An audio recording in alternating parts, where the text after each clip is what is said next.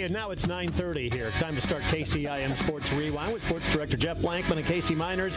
Yes, this week you get a full 30 minutes of talk.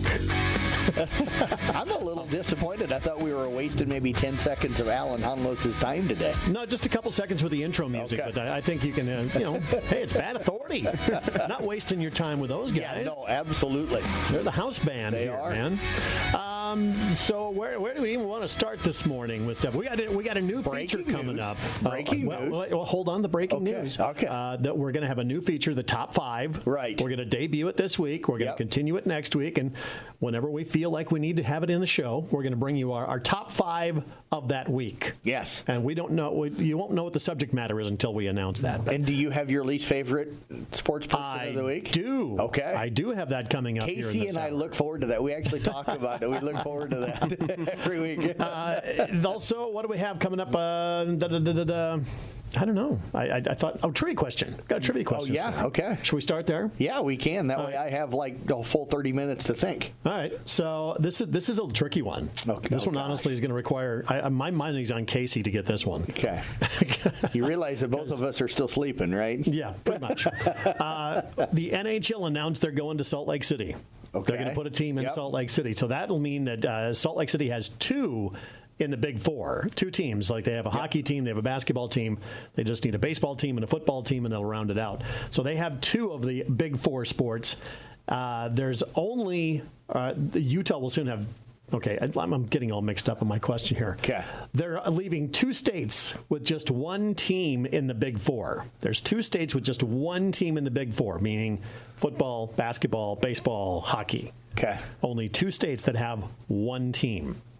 Okay. We're going to name those states coming up a little bit later on. I know one of them, I think. Okay. Oh, I should know. No, I don't know one of them. Hold on to that answer. So I got a crazy stat for you here. Actually, let's get to the breaking news first. Yeah. And we're gonna introduce Casey here with breaking news here on KCIM. For all the Hawk fans out there, if you haven't checked your phone this morning, they're celebrating. About a half hour ago, Deacon Hill entered the transfer portal. So What? He's given up on that fine career he's got going there? Yeah, you don't got to worry about the ball sailing over the receiver. Well, you probably still do, but not at least from Deacon Hill. He'll be in a different uniform, so it'll be okay.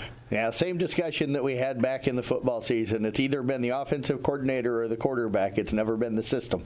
Mm-hmm. You got a new OC this year, so I know. What are the odds he lands with a major program? Not good. No.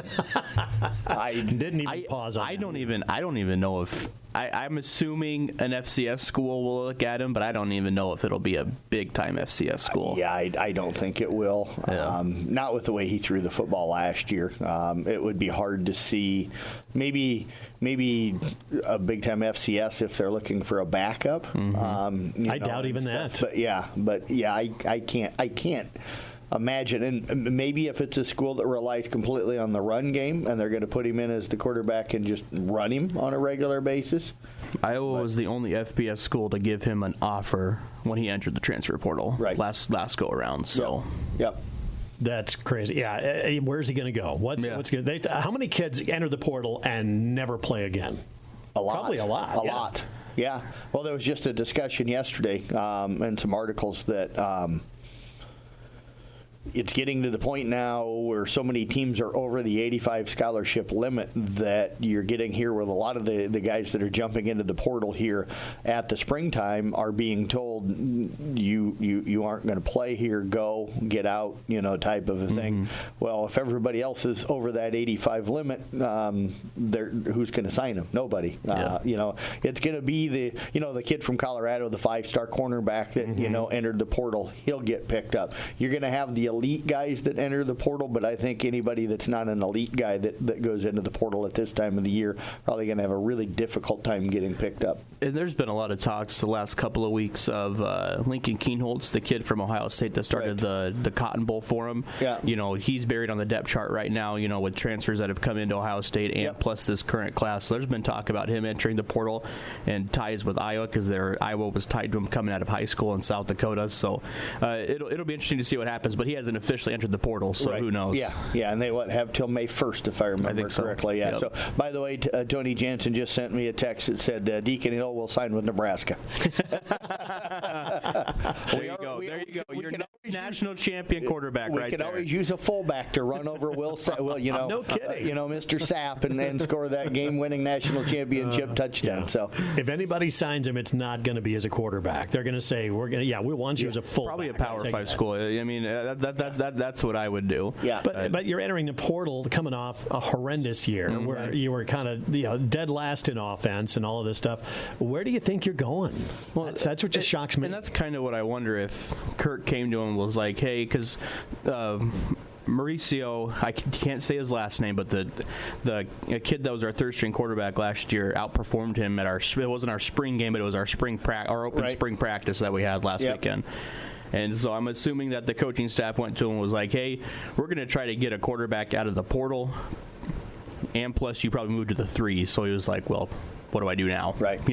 Well, I'm kind of guessing they're saying, you know what, you're better off if you want to enter the portal, that's fine, but you're in jeopardy here on this team. Because Cade's got the starting spot locked up as soon as he gets healthy. It's just that. So Deacon wasn't gonna play even if he was moved down to the third string quarterback. So they could have who was the guy before him? Spencer Petras. Is he playing again this year? He's at Utah State right now. Yeah, and you can't ever say your third string will play because Nebraska played a third string last year because they had to due to injuries. And honestly, if they'd had a fourth scholarship quarterback, they'd have had to play a fourth quarterback because our third string played against you guys with a hamstring injury and was barely cleared to be able to go. I just think that's bad luck right there. So it does happen, believe you me. Well, staying with the Hawkeyes here, I saw this incredible stat the other day, and I looked it up, and it's true. I mean, it's been reported by many different sites. Caitlin Clark, the night she was drafted, did you hear this stat? Her jersey sales went online, and she outsold in one night the Dallas Cowboys' entire team for the whole year. Right. I mean, you're talking Micah Parsons. He was the number 1 in jersey sales, and Dak Prescott was number 5. Right. Caitlin Clark outsold all of them in one night. I think they outsold jerseys from like a small to an extra large within an hour after the draft. Yeah, they couldn't keep up. I thought you were going with the whole she scored more points in her career in one season than Iowa football did in, 4 years? Yeah, probably. Because that was going out all over social media as well. I'm sure, but no, that just one night, that jersey outsold everything. And that is just a crazy stat. Yeah. It's almost like the since 2017 we've had 2 eclipses. That's the exact number of Dak Prescott playoff wins for the Cowboys. So I love picking on the Cowboys. Well, I mean, while we're sticking on Iowa, we'll save Jeff from having to mention that the iClub banquet is here's your shout out, Bill. Coming up on May 7th. I'll be there. Hopefully, I've talked with Jeff. Hopefully, we can get a couple interviews with the coaches.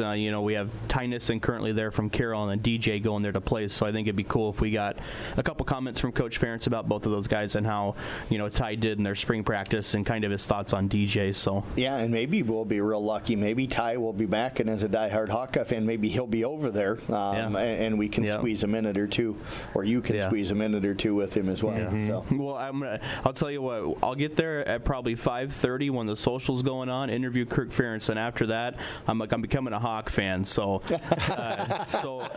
if it gets to be 6 o'clock, sorry. You're taking off that journalism hat and putting on your Hawkeye fan hat. I'm going to dare him to actually wear his true favorite team and wear his Texas clothes over there. Oh, yeah. Have you guys ever been to Bill Winger's Hawkeye room down the basement? I have not been to Bill's house. I don't think I could ever quite go there. It makes your Nebraska room pale. Oh yeah, absolutely. He's got a pink bathroom. That's what I've heard. So it's crazy cool, Bill.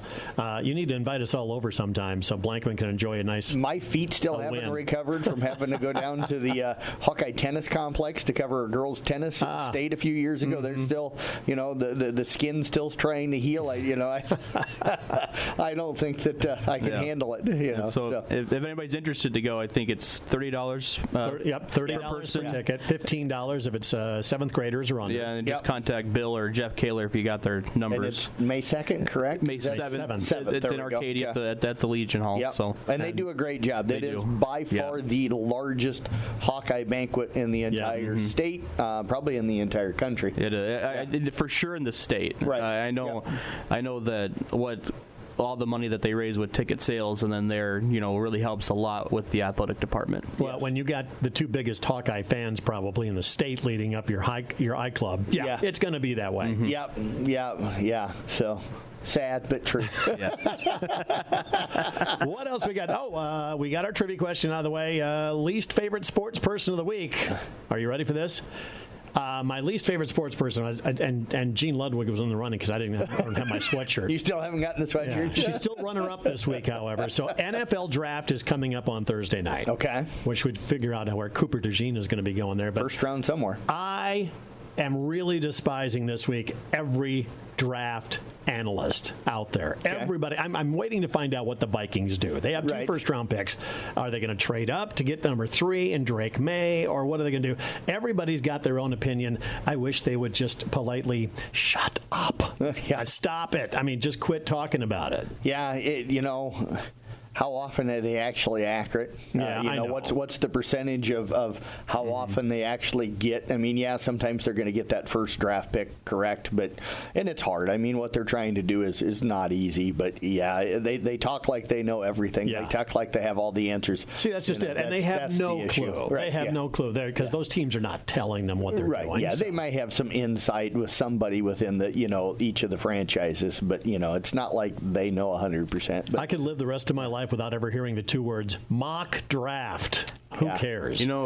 You think some of those guys don't have insight, but there was one year, I can't remember the year, that Mel Kiper predicted the first 16 picks in his mock draft. Yep. So those guys have done it long enough. They all have somebody. It may not be the GM, but it's it's somebody that's in the room that talks to him and everything. My thing is, though, they may get the draft picks correct, but they're also analyzing how good they're going to be and how often are they correct. Because I can still remember Mel Kiper saying that Ryan Leaf was going to be a great quarterback, and he was one of the worst that ever has played. Jamarcus Russell, too. Remember Tony Mandrich? Yes. There's another big NFL flop. So just because they're sitting here saying somebody's going to be real good, it's no different than the 3-star, 4-star, 5-star thing that they do for college football. I think that's gotten a lot more accurate here in the last 10 or 15 years. But now you got 4,000 different recruiting services out there that are analyzing too. So I think the Bears are on the hot seat because they just got rid of Justin Fields. They traded him to Pittsburgh for basically nothing just to get him off of the roster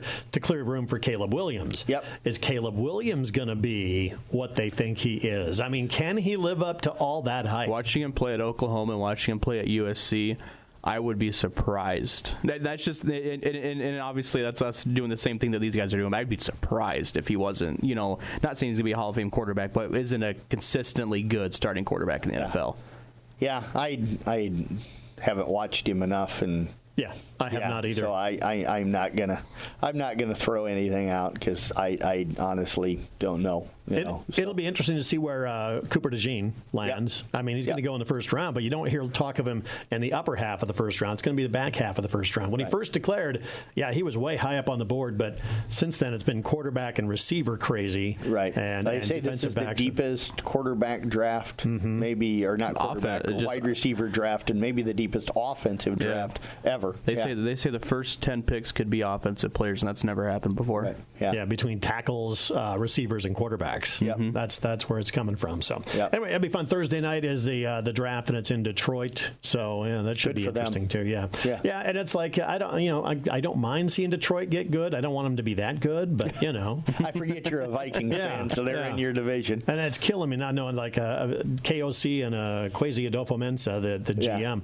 what they're thinking, what they're going to do, because you have no idea. You've heard every rumor swirling around, and still, we sit here and it's like nobody knows exactly what they're going to do. No, I couldn't tell you what the Dolphins are even thinking. They're my team. When the draft happens, I'll look back and go, "Oh, okay, that's who they drafted." Yep, we'll see how they pan out. I will admit, I get overly excited about National Signing Day in college, but with the NFL draft, it's like, I don't think I even know who Casey cheers for the pros. The Jets. I'm a Jets fan. Are you a Jets guy? Yeah, I didn't know that either. Yeah. Well, good luck with Aaron Rodgers this year. Sean Green was an All-American running back at Iowa. I loved watching him play, and he got drafted to the Jets. That's the only reason why I've been a Jets fan my whole life. So there you go. Isn't it weird how we do that? And I will admit, I used to watch the NFL a ton.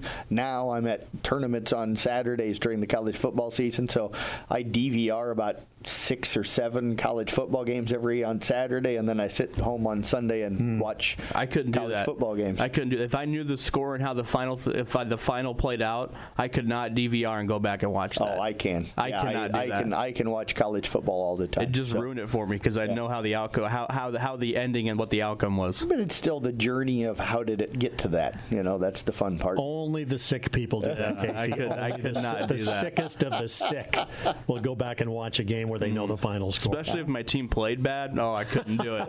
Oh, I know. It's like, thankfully, I didn't waste 3 hours watching that. So I will say last year when Nebraska got here, 2 years ago when we got hammered by Oklahoma, I ended up deleting that one without watching. So that was bad.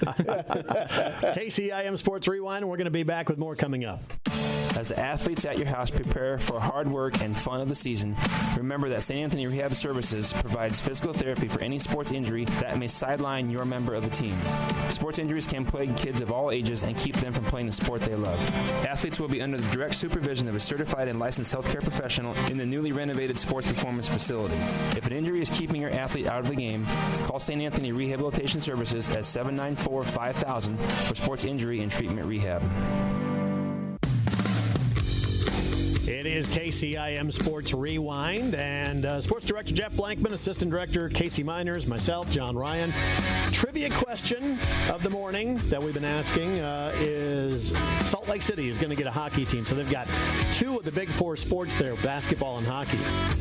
Leaves just 2 states with just 1 big 4 team to their names. And wasn't it Arizona that moved there? Is that who it was? Yeah. Or Phoenix, the Coyotes? Is that who's moving there? Yeah. I literally avoid hockey news. Well, and I just not my sport. The only reason I know that is because I saw it popping up on my Twitter, but it's Arizona. Yeah, you'll laugh. I saw it on Twitter too from Tyler Bruner. Yeah, Is that where you saw it? Yeah. Tyler's a big Phoenix sports area fan and still keeping us informed. Yes, Tyler Bruner with his Twitter feed. Yeah. So anyway, we'll get to that question coming up. We got track and stuff coming up. Drake relays on the way. Drake relays. Technically, they started yesterday. I think on Sunday. Did they start Sunday? Yeah, with a few things, but yesterday was kind of the main day. But the high school stuff will come up Thursday, Friday, and Saturday, of course. And Carroll girls had a kind of a nice going this year. They had most of our area qualifiers. Marie Day, who has just been absolutely fantastic. She qualified 9th in the 400 meters and 9th in the 800 meters. And this is the entire state. Mm-hmm. This isn't just her class size. She was also a part of their 4x400, along with Marison Whitrock, Avery Burke, Caitlin Aiden, and Marie, and they qualified 16th.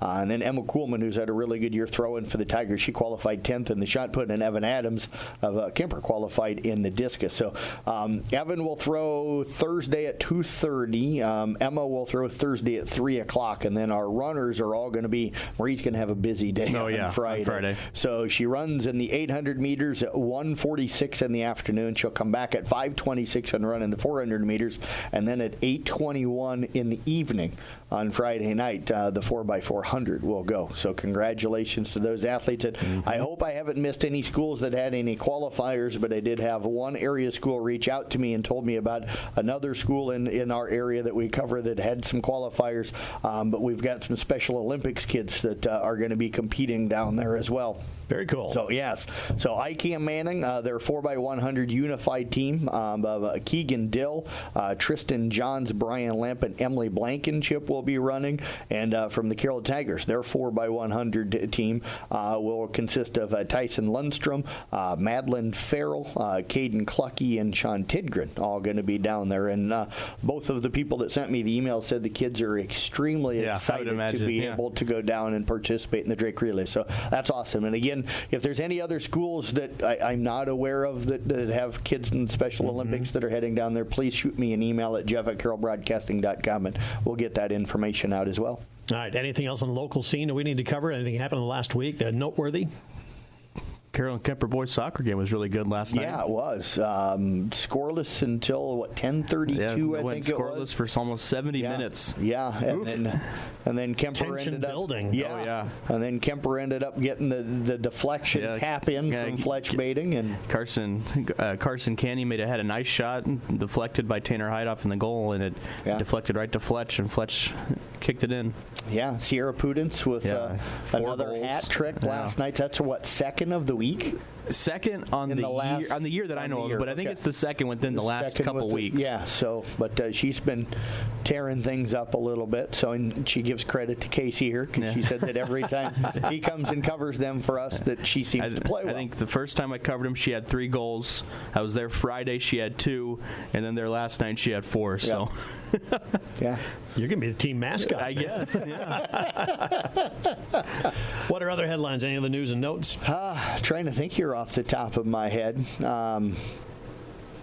Kemper boys golf, one over at Denison and one at Spencer last week. I think they're starting to kind of turn the corner a little bit. Had an interesting conversation with Brian Billmeyer, their head coach, at their home meet the other day, and he's still pushing for them to be better, and stuff. Even as well as they're playing, it's still about trying to get better every day and be competitive. Their boys team is a team that can really push for a state appearance. They're good.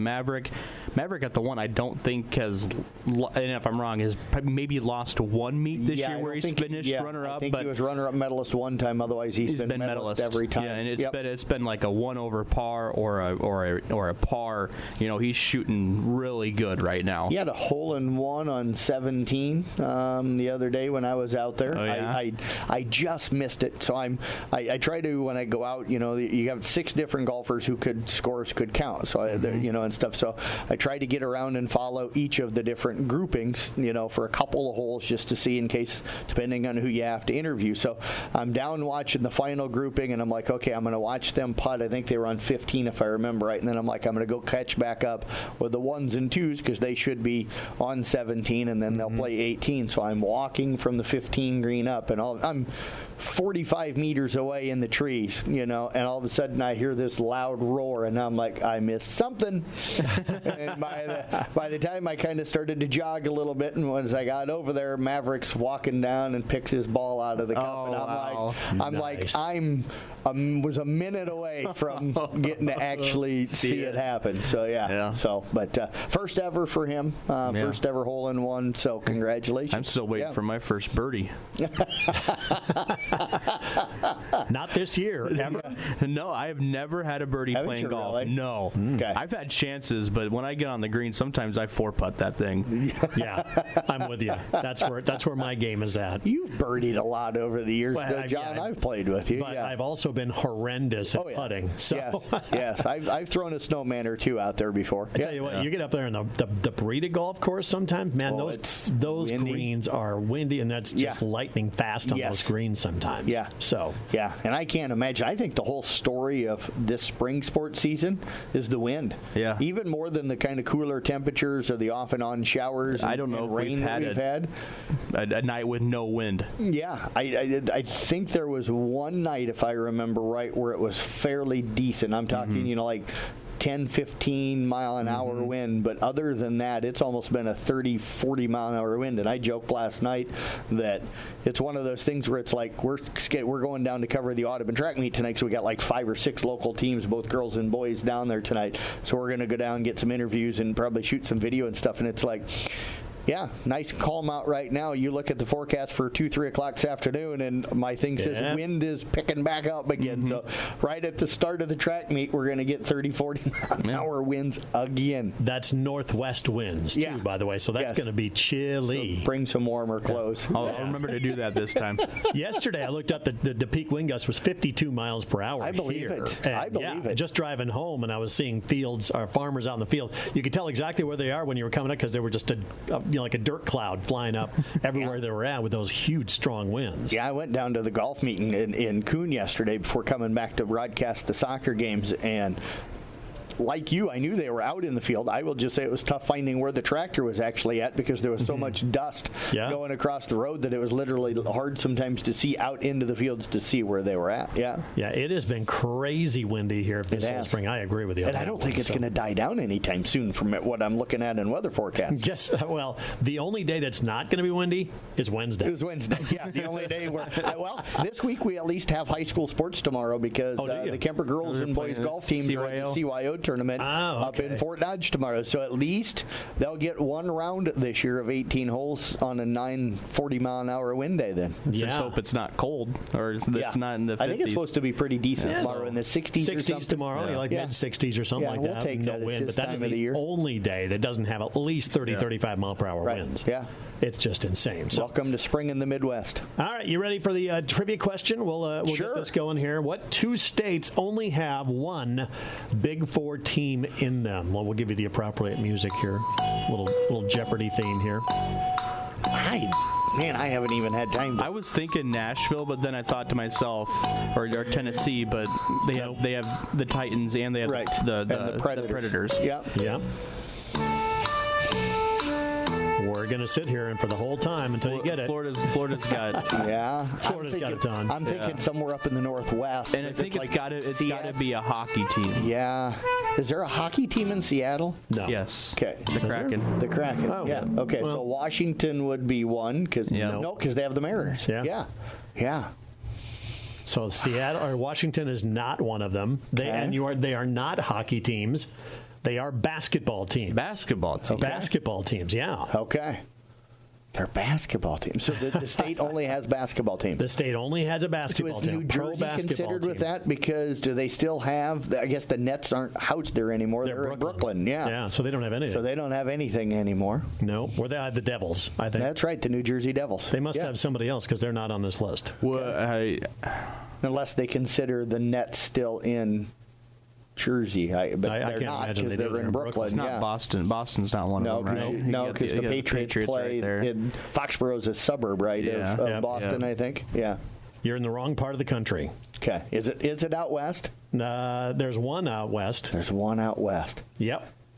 Oregon doesn't have a pro. Portland basketball. Portland. There you go. That's one of them. The Trailblazers in Oregon. Yeah. Okay. And the other one. It is also in the Western Conference of the NBA. Okay. Casey just throws up his hands in disgust there.